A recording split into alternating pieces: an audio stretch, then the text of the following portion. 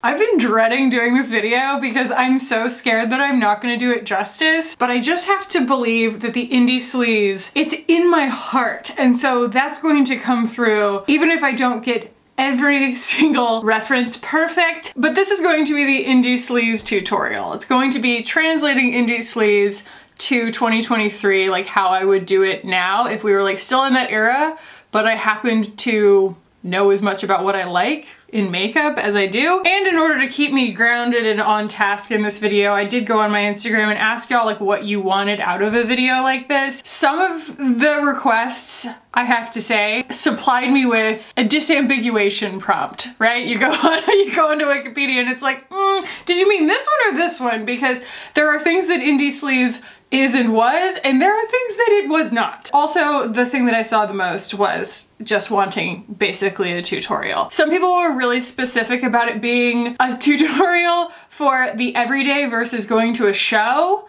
I'm like, I hear you, but at the same time, the fun of Indie Sleaze was going to shows, like, and getting ready to go to shows. And so I'm gonna probably end up like going pretty ham sandwich on it, but I will also aim to, I don't know, provide context where necessary.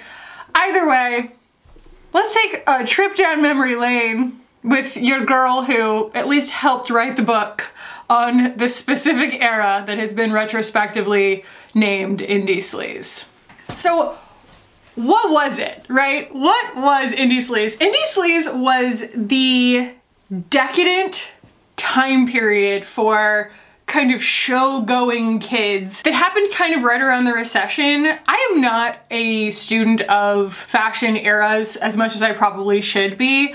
I was an art kid, not a fashion kid. But the main thing is understanding that there are kind of these revolutions, these cycles of like minimalism and maximalism in fashion in response to like what's going on socioeconomically at that time period. And for us, it was just this kind of like nihilism, which we're seeing come back around now, which is why I think people are talking about Indie Sleaze again. Speaking of the makeup specifically, right, and there's going to be a full transformation. We're gonna do hair, we're gonna do accessories and things like that. I do want to treat this almost like I'm trying to resurrect it and help the next generation do it better than we did.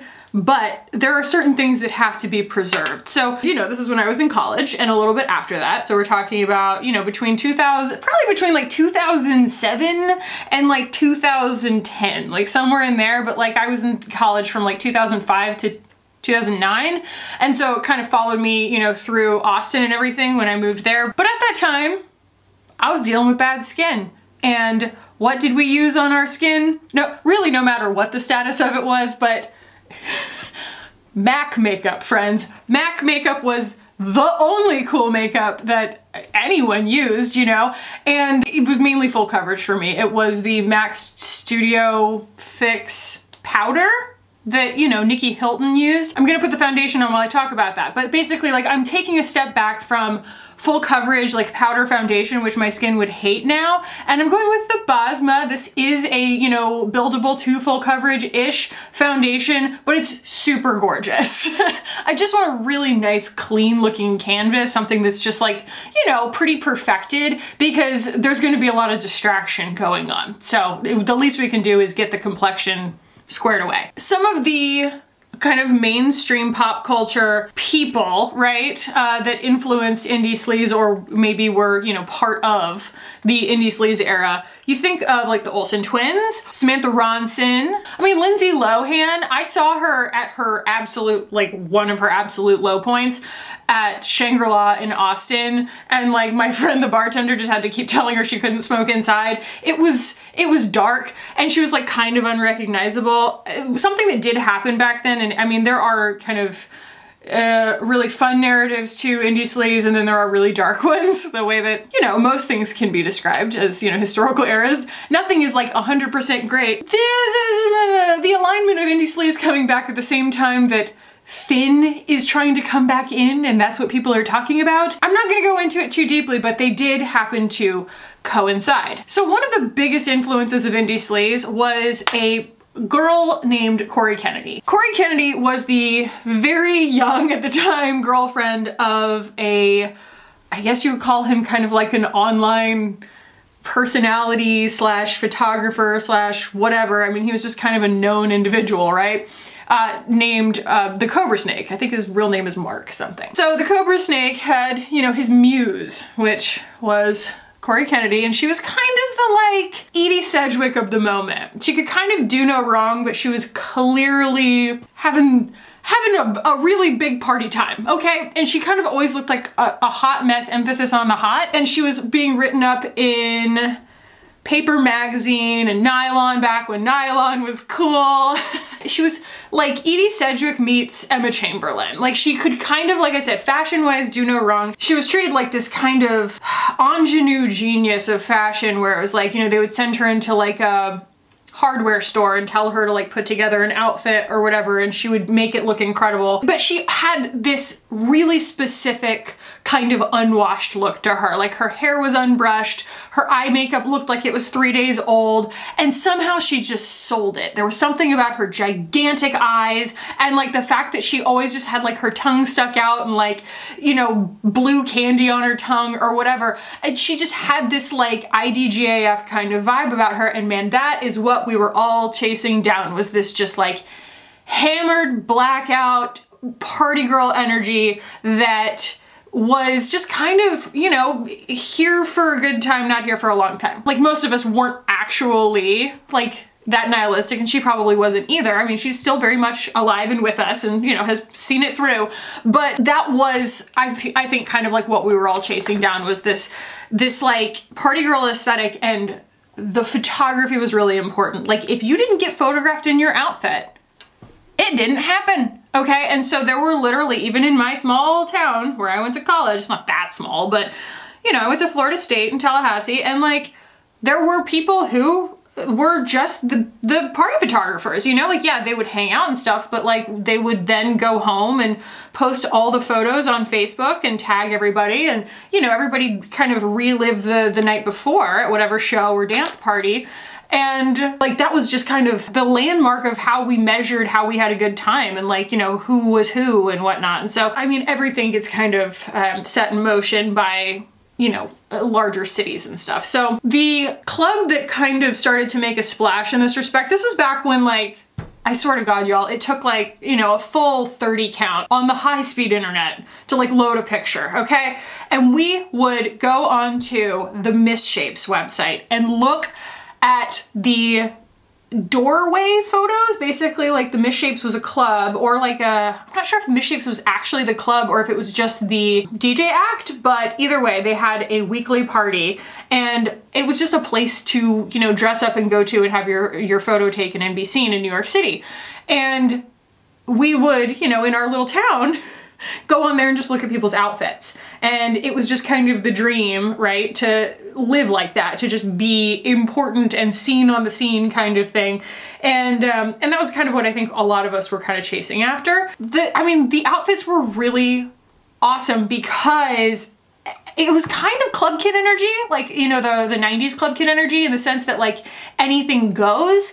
It was about being like ironic and over the top, but there were certain like linchpins, right? There were things that were like the headbands. Someone did ask, like, why? Why with the headbands?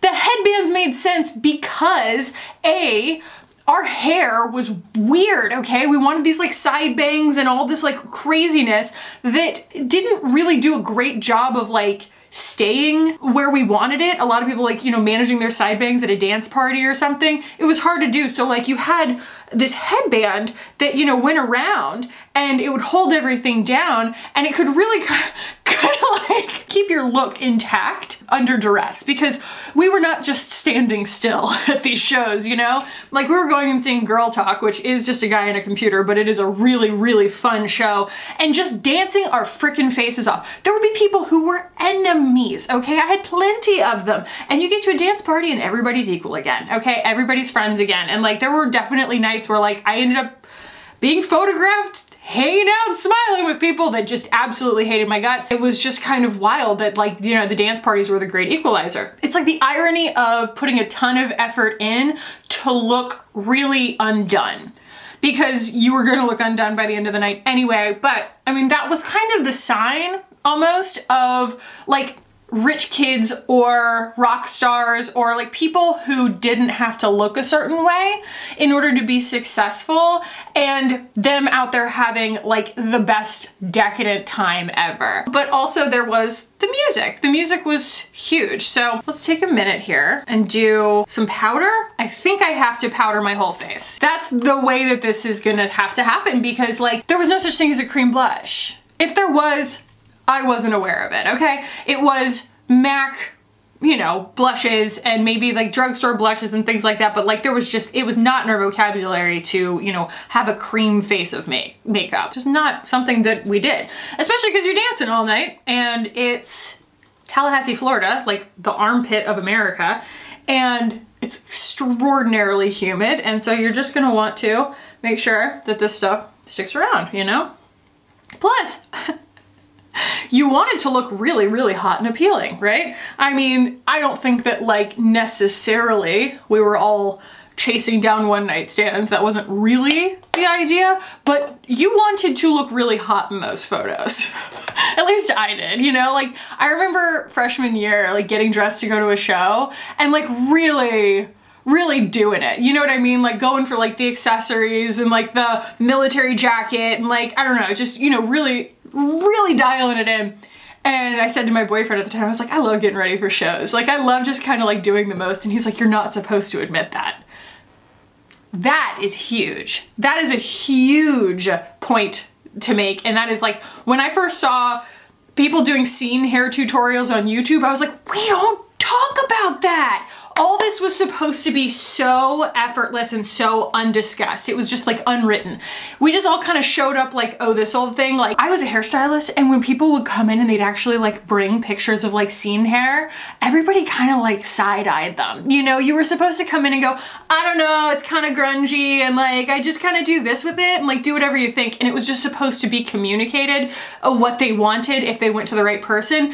And my boyfriend at the time, at one point, because he had an identical twin, he was visiting and they both made me cut their hair with kitchen scissors and a brush. So it was almost like I was handicapped, like, you know, a Matthew Barney drawing restraint. Like, instead of using a comb and like, you know, precision with my scissors or something, I was using like garbage shears that kind of only cut half the hair, and I wasn't even able to like control the sectioning because I was doing it with a brush. Like, they wanted it to look screwed up on purpose. At one point I bleached his entire head and then dyed it back brown just so that it would go like gross, you know what I mean? Just so that it would be really like, and it's different from punk rock, it's different from emo, it's different from goth, okay? And it's also different from like the scene, like the pop punk scene. Like, yes, we knew the words to like Fall Out Boy's, you know, first singles and stuff like that, and they would like play those sometimes like between sets at like the, you know, at the shows and stuff, and it was kind of a joke.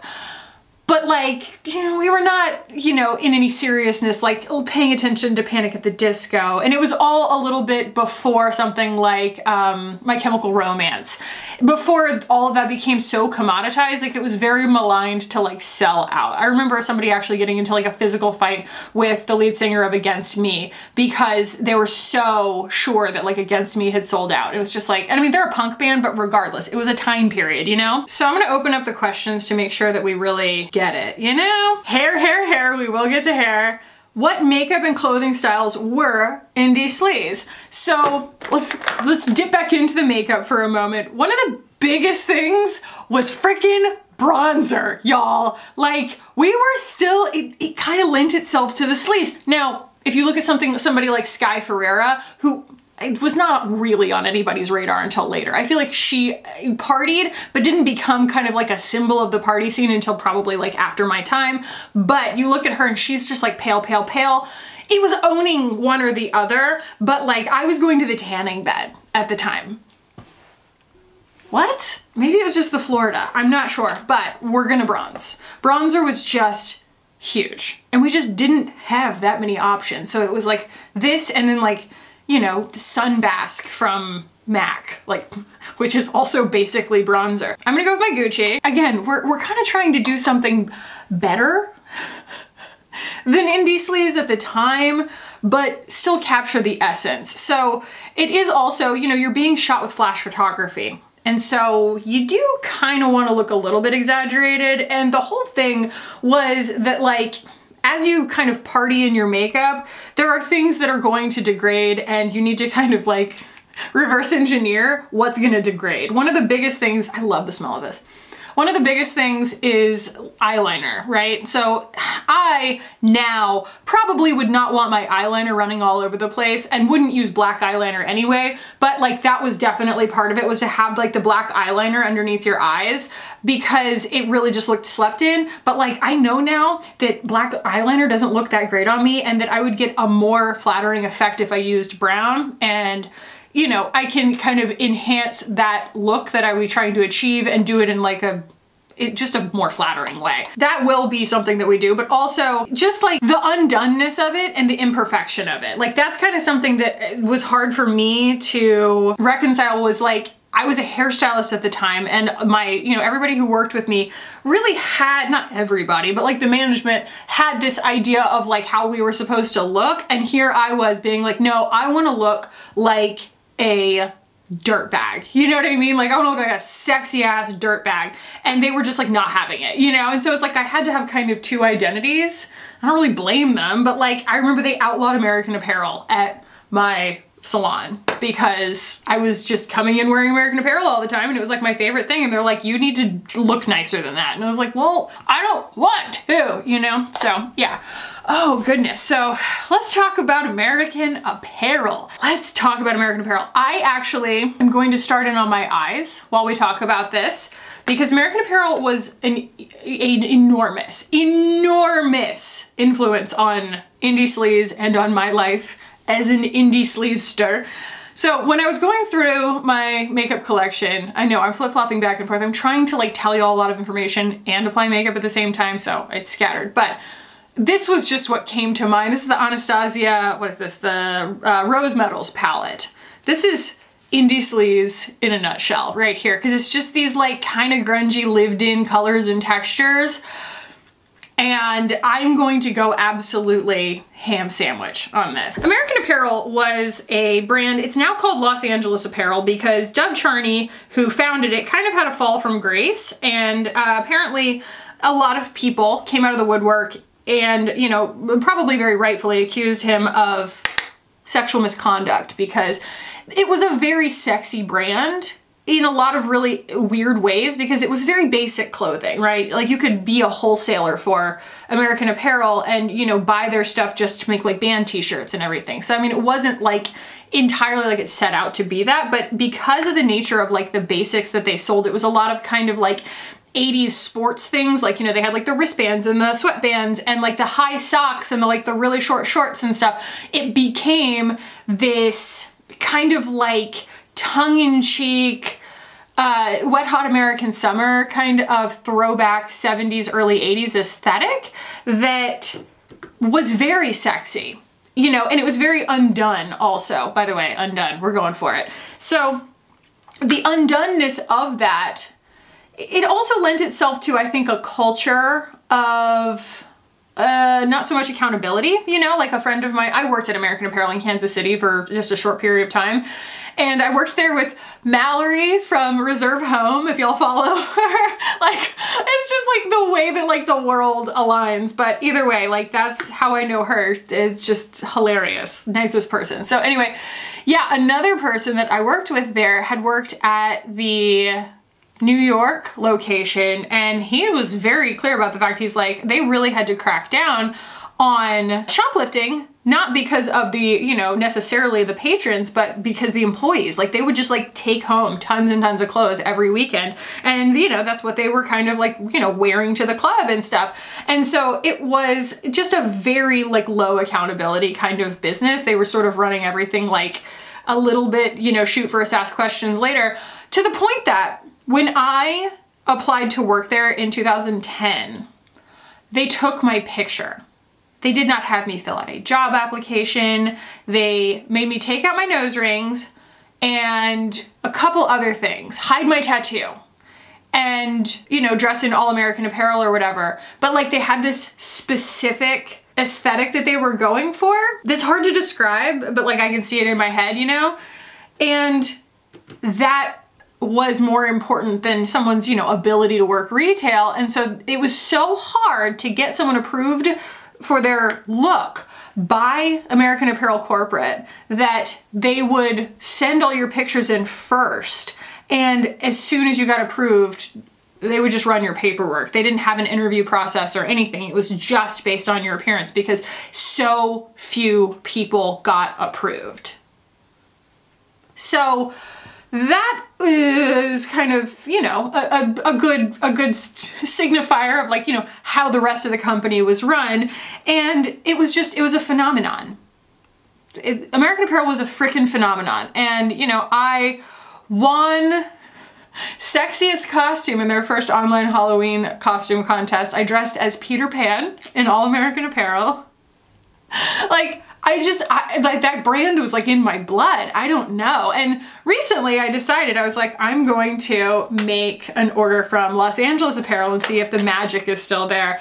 The magic is still there. It's not exactly the same because I feel like they aren't doing kind of like as much sort of innovation for like clubwear as they used to, but they do still have the disco pants. They do still have the disco pants. Okay, so what I've really done here is just combine a bunch of kind of sludgy colors, right? Just kind of riding the socket right here, and then, you know, pulling it up. And then also, you know, this is the same, like, you're talking to somebody who did not have a lot of brushes, and I didn't have an eyeshadow palette, okay? I had singles from MAC. I'm not saying that, like, that's some kind of, like, lack of privilege. It's just what, you didn't really buy a lot of eyeshadow palettes. You had eyeshadow singles, and I, like, knew which colors I liked to wear. I had one that was, like, almost black. I had one that was white. I had one that was, like, you know, shimmery, glittery. And I had my eyeliners, and I had the MAC Fiber Lash Mascara because, yes, that stuff would hunky chunk the living daylights out of your eyelashes. And so we're going to do that. But what I want on my lids today is Nova right here. It's this green. I just think that if I were to do it today, this is what I would do. So I would say that, like, while you could very much integrate American Apparel garments into, like, anybody's aesthetic at the time, there were a lot of different Indie Sleaze aesthetics. There was, I mean, I would consider myself to have been pretty, like, tomboyish, you know, because I've always had kind of a tomboyish body shape, but I did really like, you know, wearing, like, their little halter onesies or their little dresses and stuff, and, like, they were really easy to wash and easy to dance in and stuff. And then there were, like, the fashion girlies who were really, like, pushing the limits of, like, combining it with, like, vintage. That was such a cool aesthetic in and of itself. Lookbook.nu, the leggings, the, like, Jeffrey Campbell Lita boots, and then, like, a bunch of vintage weird crap, like, you know, like a really big faux leopard coat, like a slip dress underneath or something, and just looking kind of like Kat Marnell, which is not someone that you should model your life after, by the way. And then you had people who were like, you know, like Karen O, right? The lead singer of the Yeah Yeah Yeahs, who just could do whatever she wanted. Like, she would wear, you know, look like an astronaut half the time. Or, you know, you think about something like the dudes from Of Montreal. Kevin Barnes is out here gender bending with the best of them, okay? And Harry Styles can eat his heart out because his music will never be that good. But I would say that some of the biggest accessories were, you know, a hat, like a wide brimmed hat, like a felt hat. We loved the, like, 80s slouch boots with, like, they had kind of a low heel and, like, a pointed toe. I had brown ones and black ones. Throwing those on with, oh my God, ballet flats kill me. Ugh, I hate ballet flats because they're uncomfortable and they're so Zooey Deschanel. We're watching New Girl right now, and, like, I'm like, why don't I like Zooey Deschanel? Ah, because she married Ben Gibbard and she was, you know, this, like, faux scene girl twee. And, like, I like her, I do, but I understand why I didn't like her back then, kind of thing, because she thinks she's really cute and doesn't take herself too seriously, and, like, we all took ourselves so seriously. Either way, she is the queen of a ballet flat. It was a lot of tights and ballet flats, tights and skirts and ballet flats, and, like, you know, layering things, putting things over tights. We love to put things over tights. And something that was completely against the law, for whatever reason, was leggings as pants. We refused. We would put a mini skirt over our leggings, maybe because we didn't have Lululemon in Tallahassee yet at that point, but, like, there were no leggings that you probably couldn't, like, see through or whatever. And so yeah, we were layering stuff over our leggings, like it was understood that you always covered your butt. But then there were like the American Apparel disco pants, which were like, you know, these skin tight, like vinyl looking, shiny pants. And it was kind of all about seeing what you could get away with. I think that that was the biggest thing, was just seeing what you could get away with. And we were all very inspired by like the Andy Warhol, Edie Sedgwick, you know, the factory era. At least I was. Again, like a big time period of decadence. And being in art school at that point also probably, you know, helped me want to, you know, look deeper into that time period. So I'm gonna take that same green and throw that under, but I'm putting it over like an orange because I want to muck that up. I'm just really obsessed with this palette. And like, did I know to like deepen my outer corner with like another color? No, but know better, do better. And I'm gonna do a little bit more flattering of a shape on my eyeballs. My phone doesn't recognize me. That should be a good sign. Oh, how we felt while getting ready. That's so, like, that's spoken by someone who was there. You know, like it just, there was something about getting ready to go to a show. You just were like amping yourself up. It was like going to be seen somewhere. Like it was just really, really fun in that respect. Like you just knew. You knew it was gonna be a good time. You knew you were gonna see a bunch of people you knew. And you knew that there was like a possibility of like chaos or fallout or just something, you know, running into your enemies and stuff like that. Like it was just, it was a funny time. Oh my gosh. Okay, so Ted, Buffalo Beauty Boy says, Osis hair powder, real scene kids know. Yeah, we're gonna pull out the hair powder. Hair powder is huge. All right, I told y'all, skinny headbands, why? I'm going to show y'all how to make a skinny headband. Now, and you could buy them, but it was, I feel like, way better to make them. Someone wrote, please share your techniques for black and dark lipstick not feathering, but not drying. I don't have any of those, really, but I do also want to emphasize that that is not Indie Sleaze. That's goth. But we didn't, it just wasn't really, that just wasn't really a thing. Yeah, and the only other thing is just like, you know, my OG product list. And I will tell you, it's mostly MAC. And it was everything from like, I don't know, like there were house shows, but then there were also like venue shows, and you kind of had a way of dressing for each one. Like I never saw Crystal Castles live, I don't think. But I saw Health live a few times, and they're kind of like almost like sister bands. There was like a way that you dressed for like a Health show, kind of like snobby tomboy, versus how you would dress for like girl talk, you know? Where it's like, okay, I want to be like sexy and ironic and out there, and I know I'm gonna dance my face off kind of thing. Important distinction, Health band, they would alternate between putting out noise albums and disco albums. And so what I'm referring to is when they were touring on their noise albums. Their disco, obviously, was more of a dance party, but it's an important distinction if you care.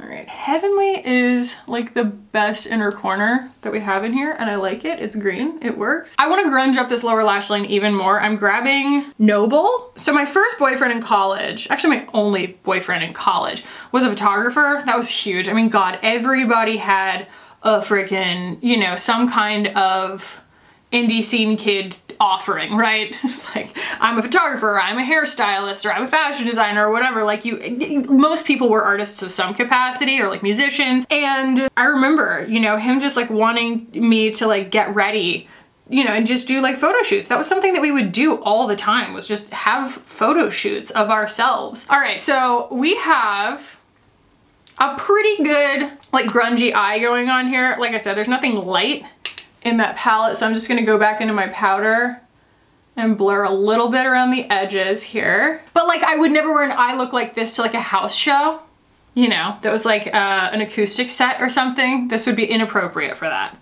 You want to look like one of the dudes at like a house show. But I think that like the reason that we gravitated so much towards like accessorizing and like over accessorizing was to have like conversation starters and things that like armor almost that saved us from our crippling social anxiety, the same way having like a Pabst Blue Ribbon in your hand did the same thing, you know? So that was a lot of the motivation behind that too. Let's get down to the nitty gritty here on the actual makeup look, because honestly, like once you're done with the eyes, there's not much else. It's just a lot of eyes. You just kind of want to look like you got socked in both eyes. So on my eyes, for my eyeliner, I'm going to use Sequin Green from Victoria Beckham, but like, you know, anything that has a little bit of like a shimmer glimmer to it, that's probably what I would go for. This just happens to go really well with this look. But I think that one of the biggest things was the eyeliner and your eyeliner choices. You know, a lot of people did the like the wing, the liquid eyeliner wing. I've never had the steady hand to do that, but I love a really smudged eyeliner. It's always just been my choice. It was not about like a graphic line the way that it is now. So I'm gonna kind of go halfway in between. And I'm not gonna line my whole eye like I used to. That's another kind of scene kid thing, I feel like, you know? It's like I kind of got away from that look because I feel like it just is such a time that it really only looks like what it is. It's like you put like ranch dressing on something and it only tastes like ranch dressing. Like that's what the kind of all around the eye raccoon eyeliner looks like to me. But you can still kind of borrow from it, hearken to it, if you will. So I'm just doing a really smudgy little line there. And then I guess I don't want to use the like little eraser on the other side. We would really just do it with our finger, to be honest. Just kind of rub it in. Maybe I will use like a little bit of a brown. Okay, I came back up with Smoky Quartz. I think that this is the ticket. So this is a Victoria Beckham eyeliner that is like brown, but it has gold flecking in it. I'm gonna really work that in on my tight line a little, and then even a little bit down here, but I kind of want to do that more with eyeshadow because what you're trying to do is capture the effect of your eyeliner having like run. And to me, I would rather do that with something that's a little bit more intentional looking. So I will take Noble again and really like work that in right there. You know, if you weren't going to a show, would you wear this much makeup to, you know, to class? No. Yeah, that's about right. And then like, it's almost a little too graphic. So I want to take something and like blur it out even more. Cause you know, even though I am a fan of nice, neat makeup now, there, I want to be like, you know, true to the vibe. So then I'm going to go in with some mascara, and for the first time in literal years on my channel, I think, I'm going to put it on my lower lashes as well as my upper lashes. I know. And I'm using brown because know better, do better. For my complexion, brown is just better. All right, I'm gonna let that dry. Ooh, I hate it on my lower lashes. It's like I can see it. And the tragedy of it all was that we really didn't do much to our eyebrows. So I'm going to go with something super low key, just like one coat, like the Gen C here. And it wasn't like we were trying to get them to do anything special. It's mainly just addressing it. I mean, we were just finished coming out of an era where like most people were over plucking their eyebrows anyway. And so like, it was 6 of one, half a dozen of the other, whether you were just like ignoring your eyebrows completely or like drawing them on and making them look like little apostrophes. Now, one of the things that I feel like Indie Sleaze is trying to bring back, like this go round, is like the wine stained lip. There's just some of us who were never able to pull that off. I'm gonna put my mascara on here, and instead of doing what I would normally do, which is just kind of my outer like sides of my lashes to make my eyes look a little bit wider set, we're going just like full mascara application fan formation. Like that, you know, hunky chunky, looking like a scallop shell when it opens. So yeah, the whole idea being to look kind of like a hot mess and just have so much makeup on, like on my eyes especially. I kind of feel like I want to do like a little bit of a nude blush just to kind of acknowledge my cheeks. That's probably what I would do now, but like this is fine, you know, just the bronzer alone. Yeah, Mimi from Westman Atelier, definitely not something that I would have had on hand at the time, but this is a good option for like an extraordinarily like light color, nude kind of shade, to just add a little bit of, I don't know, a finishing touch. But no contour. I mean, that was just not my vocabulary. That's very much drag influence that didn't really happen to us until we were very deep into like YouTube makeup territory. And that just didn't happen to me until, God, at least 2012. And then yeah, I'm gonna throw on like a nude brown lip situation. Where is my Ami Collet? Basically just like a cool clear. I didn't even know who Glossier was at the time, to be honest. Like, Glossier happened to me, what, like 2016? 2017? Those two things don't really align.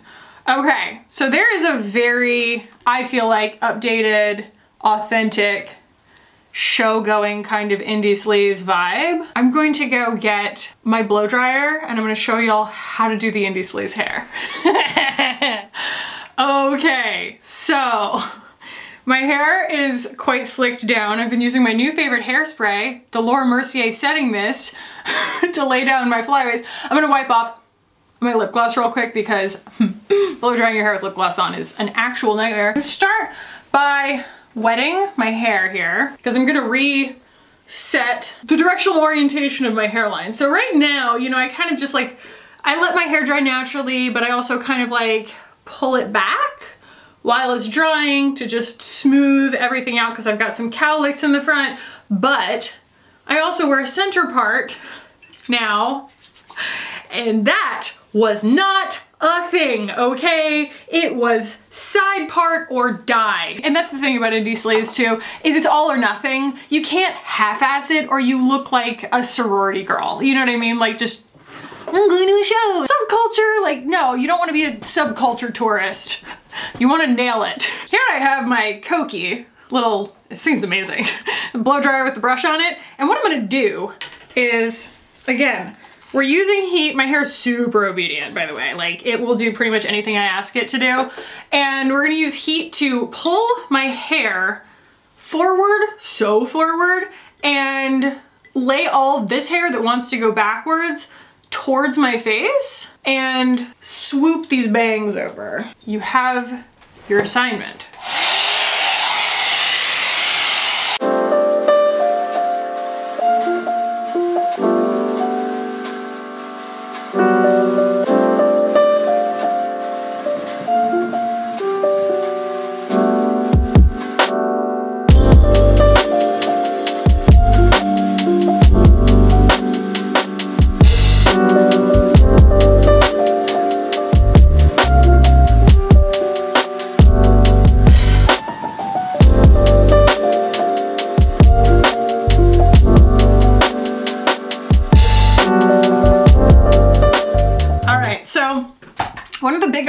One of the big choices that you have, blow drying my hair always makes my nose run, is like the direction of the crown. Like if you want to pull this back like that, you're gonna end up with something a lot more kind of like vintage and 50s, 60s looking. And there was definitely that, you know, in that time period where it was like you were maybe going to be a little bit more towards the like 1950s end of like vintage dressing. And that could still fall into Indie Sleaze, absolutely, because it kind of interplayed with twee a lot. You know, just like the cute little 50s dresses and the tights and flats and like those, God, those Charlotte Olympia cat flats and stuff, like that was like the girly end of it. And then, you know, if you kind of pull everything forward, yes, we are getting a little bit more into like scene kid territory, but like that's where you kind of, it's a little bit more boyish, I feel like. I don't know, and it's just like a little bit less like pretty. And then like, you know, you look at someone like Cory Kennedy and her hair is just like in her face and completely like, you know, disorganized all the time. And so you're looking at my hair and you're like, Kackie, your hair's like relatively clean right now and you just blew it out. And yes, you know, we had like flat irons and stuff like that. It all makes the hair look a little bit too organized, right? So you're gonna need one of these. This is, I mean, it's the same thing. It's the same technology as the Schwarzkopf Osis hair powder. This is the Big Sexy Hair Powder Play. They're exactly the same thing. There's another one called Vandal, I wanna say, from Amika.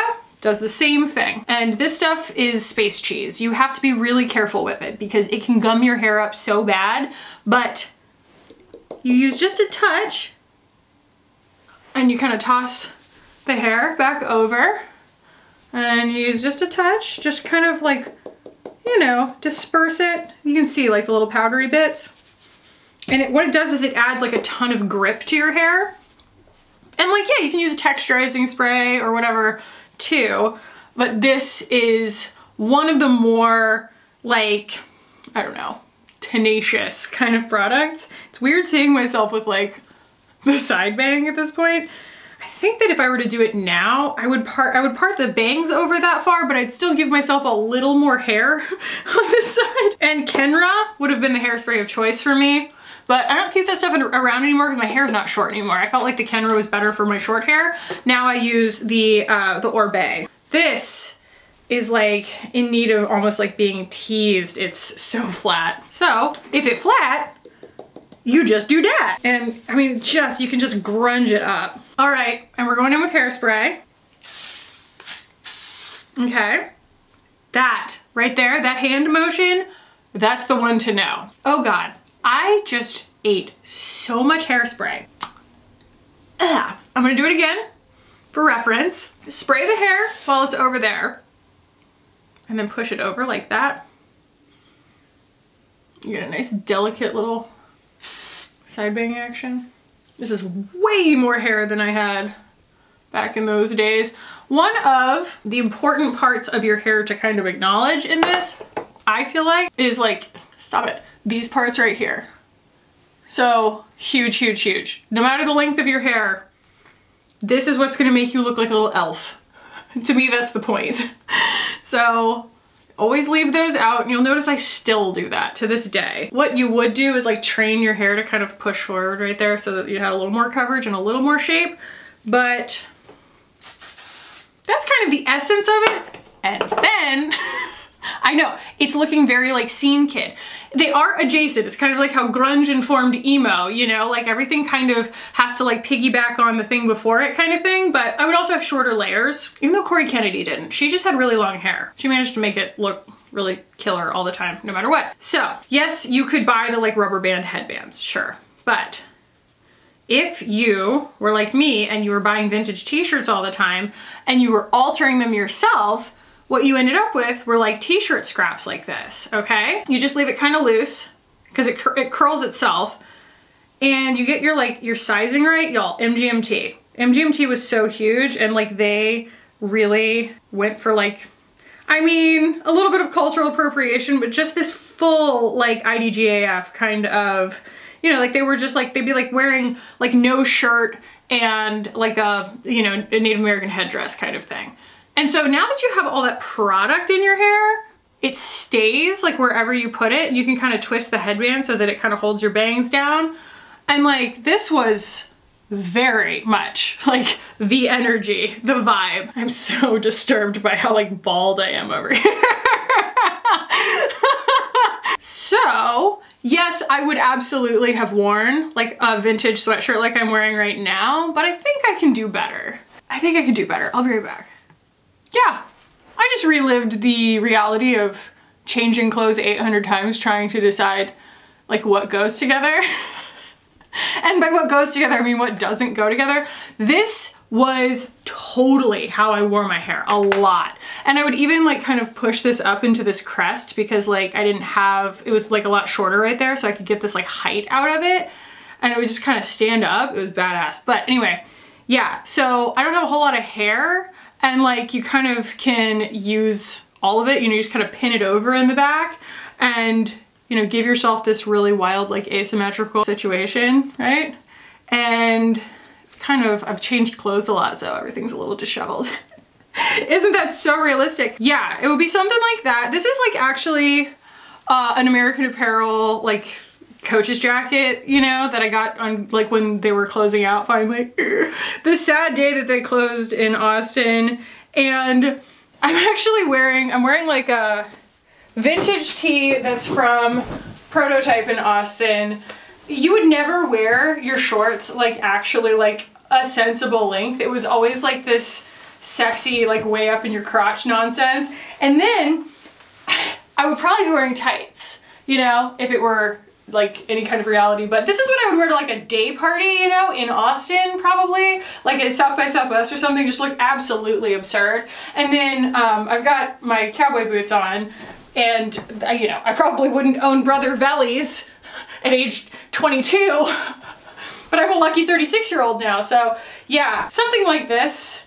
And then, you know, it does something in that pocket. I wonder what it is. Mysteries on mysteries. But yeah, you know, it's kind of all about like mixing together like the vintage and then like the iconic, you know, like the almost like archetypal kind of things, like they're nondescript but just like almost like a cartoon character would wear, you know? Oddly enough, I remember being completely like thinking it was completely normal to have my hair, like most of my hair on one side of my head.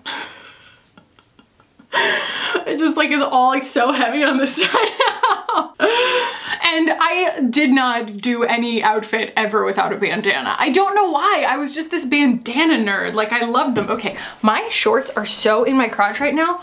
Oh my God, how did I live? I'm gonna take this off. But it's a little bit seen, but I mean, obviously, because it's its own scene, right? But there's just so much more freedom in it than that, I feel like. I guess there's just so many different styles to like pull from, so much inspiration to pull from. And since it is kind of about decadence, it's really more about, you know, constantly creating something new for yourself than you were yesterday kind of thing. So my hair doesn't really lend itself that well to it because I don't have that cut anymore. But that's also, I think that you probably look at it and you're like, that's not that unlike you, Kackie. Yeah, because I still think that even though my wardrobe very much is not the like vintage tattered masterpiece that it used to be, it's a lot more like actual fashion pieces that I, you know, love wearing now on the body that I have now. It still is very much who I am, and a lot of what I do now draws from it because it's, you know, it wasn't that long ago, right? 10 years? Something like that? No, 15 years? Who's getting old? You're me? Yeah, no, this is a lot of fun, and it is actually extremely easy for me to transition from like, you know, what I've just done as like a transformation back to, you know, my normal self, right? I have to say, I do like, I find it tempting not to just like cut bangs and be my old self because I've got so much more hair now than I used to. I feel like just I could be too powerful. I hope that, you know, Indie Sleaze is truly coming back and not in some kind of watered down fashion, but you know, that's what happens. We kind of, you know, put it through the filter of the next generation, and I already did all the hangovers. I'm not interested in doing them again, so y'all can have it.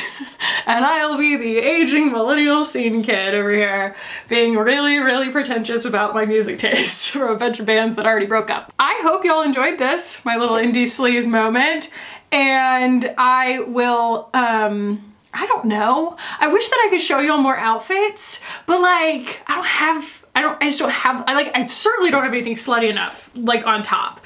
I used to have all these like really great American Apparel like leotards, like that was it, to wear an American Apparel leotard underneath your shorts with your tights. Like that was hot. That was just like the hotness. I don't have anything like that anymore. So yeah, I will leave you with one little anecdote to tell you, you know, what it was like. So while I was working at American Apparel and I had just moved to Kansas City, I remember going and getting a new apartment, and the landlord was like, oh, I mentioned where I worked. He said, you work at American Apparel? And I was dressed for work, and I said, yeah, why else would I be dressed like an asshole? Because I was wearing like a bandeau with like a lame leotard on top of it with like acid washed high-rise gym shorts on over top of that, which I had for years, by the way. Those things were so good. I love those.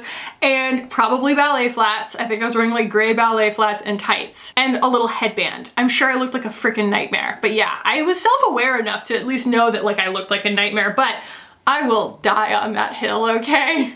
I loved looking like a little nightmare, so. Hope y'all enjoyed this. If you did, give it a thumbs up, please. And yeah, I guess I'll just leave a video up here that you'll probably like. It has nothing to do with Indie Sleaze probably, but I hope you enjoyed anyway. Subscribe if you haven't already. I love you all so much. And I'll see you in the next one. Bye! Thank you for letting me live my stupid fantasy.